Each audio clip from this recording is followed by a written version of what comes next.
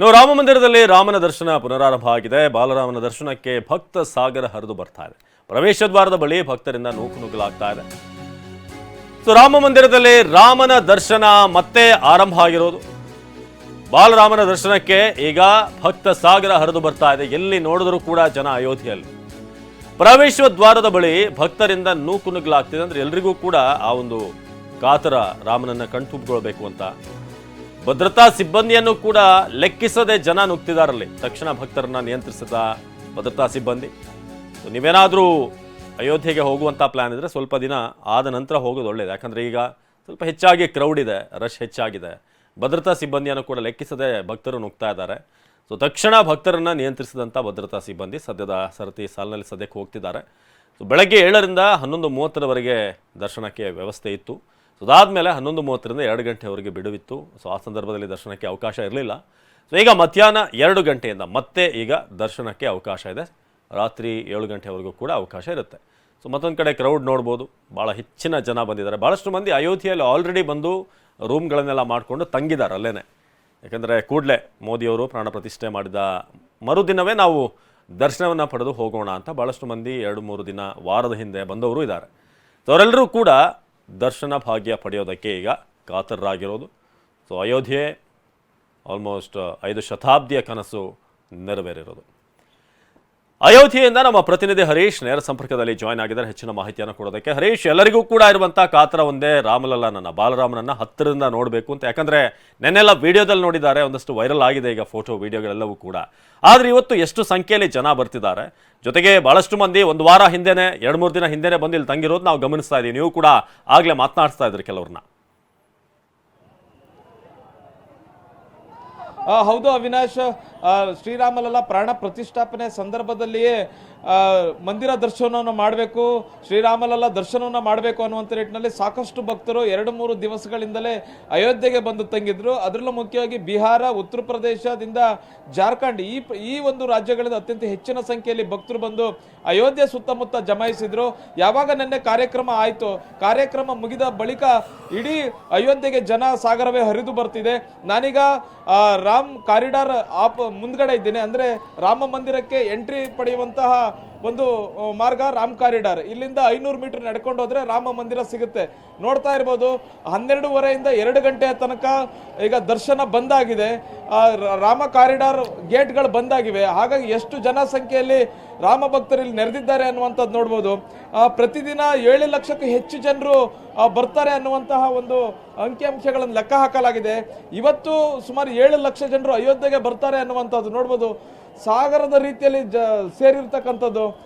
ಈಗ gate open ಮಾಡಿದ ತಕ್ಷಣ ರಾಮ ಮಂದಿರವನ್ನು ನೋಡಬೇಕು, ಶ್ರೀರಾಮನ ದರ್ಶನವನ್ನು ಪಡಿಬೇಕು ಅನ್ನುವಂಥ ನಿಟ್ಟಿನಲ್ಲಿ ಭಕ್ತ ಸಾಗರವೇ ಇಲ್ಲಿ ಹರಿದಿರ್ತಕ್ಕಂಥದ್ದು.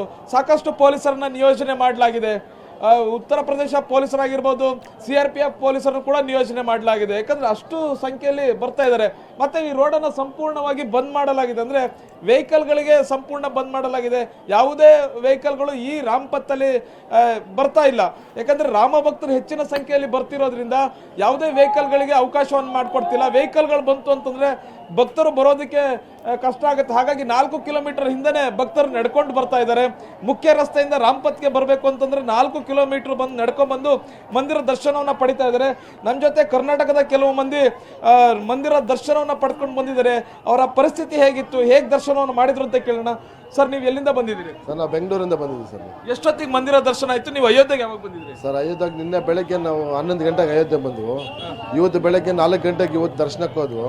ನಮ್ಮ ದರ್ಶನ ಆಗೋಷ್ಟಕ್ಕೆ 9 ಗಂಟೆ ದರ್ಶನ ಆಯ್ತು ಸರ್. ಅಂದ್ರೆ 4 ಗಂಟೆಗೆ ಬೆಳಗ್ಗೆ ಕ್ಯೂ ನಿಂತಿದ್ರ? 4 ಗಂಟೆಗೆ ಬೆಳಗ್ಗೆ ಕ್ಯೂ ನಿಂತಿದ್ವು. ನಮ್ಗೆ 9 ಗಂಟೆಗೆ ದರ್ಶನ ಆಯ್ತು ಸರ್. ಈ ತರ ಜನ ಜಾಸ್ತಿ ಇದ್ರ? ಹೇಗಿತ್ತು? ನುಗ್ಲಿತ್ತು ಜನ ಇದ್ರೆ ತುಂಬಾ ನೂಕ್ಲಾಟ, ಒದ್ದಾಡ್ಕೊಂಡು ಒಳಗಡೆ ಹೋಗಿ ದರ್ಶನ ಮಾಡಿದ್ವಿ. ದರ್ಶನ ಮಾಡುವಂತ ಸಂದರ್ಭದಲ್ಲಿ ಸರಿಯಾದ ವ್ಯವಸ್ಥೆ ಇತ್ತು? ಅಂದ್ರೆ ದರ್ಶನ ಮಾಡ್ಲಿಕ್ಕೆ ಸರಾಗವಾಗಿ ರಾಮಲಲ್ಲ ಮೂರ್ತಿಯನ್ನು ನೋಡ್ಲಿಕ್ಕೆ ಅವಕಾಶ ಸಿಗ್ತಾ? ತುಂಬಾ ಚೆನ್ನಾಗಿ ಸಿಗ್ತಾರೆ. ಜೈ ಶ್ರೀರಾಮ್. ನಮಗೆ ಅವಕಾಶ ತುಂಬಾ ಚೆನ್ನಾಗಿ ಪೊಲೀಸ್ ಅವರೆಲ್ಲ ತುಂಬಾ ಅನುಕೂಲ ಮಾಡಿಕೊಟ್ರು. ರಶ್ ಇದ್ರೂ ಸಹ ದರ್ಶನಕ್ಕೆ ಏನೂ ತೊಂದರೆ ಆಗಲಿಲ್ಲ. ಸುಮಾರು 3ರಿಂದ 4 ಅವರ್ ಜರ್ನಿ ಆಗುತ್ತೆ ದರ್ಶನ ಪಡೆಯೋದಕ್ಕೆ. ಯಾವುದೇ ರೀತಿಯ ತೊಂದರೆ ಇಲ್ಲ. ನಾವು 4 ಗಂಟೆಯಿಂದ ದರ್ಶನಕ್ಕೆ ಹೋಗಿ ಸುಮಾರು 9-9:30ವರೆಗೆ ಆಚೆ ಬಂದ್ವು. ತುಂಬಾ ಚೆನ್ನಾಗಿ ದರ್ಶನ ಆಯಿತು ಸರ್. ಈಗ ಸಾಮಾನ್ಯ ದಿನಗಳಲ್ಲಾದ್ರೆ ಈಸಿಯಾಗಿ ದರ್ಶನ ಮಾಡ್ಕೊಂಡು ಬರ್ಬೋದು, ಆದ್ರೆ ಈಗ ನಿನ್ನೆ ಅಷ್ಟೇ ಮಂದಿರ ಓಪನ್ ಆಗಿದೆ. ಈ ವೇಳೆಯಲ್ಲಿ ನೀವು ದರ್ಶನ ಮಾಡ್ಕೊ ಬಂದಿರೋದು 3 ಗಂಟೆ 4 ಗಂಟೆ ನಿಂತ್ಕೊಂಡು, ನಿಮಗೆ ವಯಸ್ಸಾಗಿದೆ, ನೀವ್ ಹೆಂಗೆ ನಿಮ್ಮ ದರ್ಶನ ಆಯ್ತು ಅಂತ? ಚೆನ್ನಾಗಾಯ್ತು ಸರ್, ಜೈ ಶ್ರೀರಾಮ್ ಚೆನ್ನಾಗಾಯ್ತು. ನಾನು ವಯಸ್ಸಾದ್ರೂ ಪರವಾಗಿಲ್ಲ, ಒಂದು ಉತ್ಸಾಹದಿಂದ ಹೋದ್ವಿ. ವಿಪರೀತ ನೂಕುನುಗ್ಗಲಾಟ ಜಾಸ್ತಿ ಇತ್ತು, ಆದ್ರೂ ದರ್ಶನ ಮಾಡ್ಕೊಂಡು ಬಂದ್ವಿ. ನೀವೆಲ್ಲಿಂದ ಬಂದಿದ್ದೀರಿ ಸರ್? ಸರ್ ನಾವು ಸೇಮ್ ಚಿಂತಾಮಣಿ ನಾವೆಲ್ಲ ಒಟ್ಟಿಗೆ ಬಂದಿರೋದು. ನಮಗೂ ಸಹ ಭಾಳ ವೆಯ್ಟ್ ಮಾಡಿದ್ದಕ್ಕೆ ಭಾಳ ಚೆನ್ನಾಗಿ ದರ್ಶನ ಆಯಿತು. ಆಯಿತಾ, ಏನು ನಮಗೇನು ಅನಾನುಕೂಲ ಆಗಲಿಲ್ಲ. ಸ್ವಲ್ಪ ರಶ್ಶು ನೂಕು ನುಗ್ಲಾಟಿದೆ, ಬಟ್ ಆದ್ರಿಂದ ನಾವು ಕಷ್ಟಪಟ್ಟು ಹೋದ್ವಿ. ಕಷ್ಟಪಟ್ಟು ಹೋಗಿದ್ದಕ್ಕೆ ತುಂಬ ಚೆನ್ನಾಗಿ ದರ್ಶನ ಆಯ್ತು ಸರ್. ಕ್ಯೂ ನಿಂತ್ಕೊಂಡಿದ್ದೀರಿ ನೀವು? ಸರ್ ನಾವು ಒಂದು 4 ರಿಂದ 5 ಅವರ್ ಕ್ಯೂ ನಿಂತ್ಕೊಂಡಿದ್ದೀವಿ. 4 ರಿಂದ 5 ಗಂಟೆ ಕ್ಯೂ ನಿಂತ್ಕೊಂಡು ಹೋದು? ಹೌದು ಸರ್. ಎಷ್ಟೊತ್ತಿಗೆ ಎದ್ದು ಬಂದಿದ್ದೀರಿ? ನಾವು ಬೆಳಗ್ಗೆ ಎಲ್ಲ 3 ಗಂಟೆಗೆ ಎದ್ದು ಇಲ್ಲಿ 4 ಗಂಟೆಗೆಲ್ಲ ನಾವು ಇದು ಬಸ್ಸುಗಳ ಸೌಕರ್ಯ ಏನಿಲ್ಲ, ಅಲ್ಲಿಂದ ರಿಕ್ಷಾ ಆಟೋ ಅಲ್ಲಿ ಬಂದು ಅಲ್ಲಿಂದ ನಾವು ಇಲ್ಲಿ ಕ್ಯೂವಲ್ಲಿ ನಿಂತ್ಕೊಂಡು ಅಲ್ಲಿ ಕೂಡ ಒಂದು ಅರ್ಧ ಇಂದ ಸ್ವಲ್ಪ ಹಿಂದೆ ನುಗ್ಲಾಟ ಆಯ್ತು, ಅಲ್ಲಿಂದ ನಾವು ಒಳಗಡೆ ಹೋಗಿ ಅಲ್ಲಿಂದ ದರ್ಶನ ಮಾಡ್ಕೊಂಡು ಬಂದಿದ್ದೀವಿ ಸರ್.